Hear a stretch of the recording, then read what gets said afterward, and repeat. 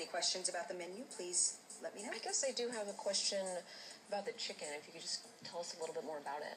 The chicken is a heritage breed, woodland-raised chicken that's been fed a diet of sheep's milk, soy, and hazelnuts. Okay, this is local? Yes, absolutely. I'm gonna ask you just one more time, and it's local. It is. Is that USDA organic, or Oregon organic, or Portland organic? It's just all across the board, organic. Hazelnuts, these are local? How big is the area where the chickens are able to roam free? I'm sorry to interrupt, I had exactly the same question. 4 acres. Give me just a second, I'll be right back, okay? Okay. Tonight. You have this information, this is fantastic. Absolutely. His name was Colin. Here are his papers, okay? That's great.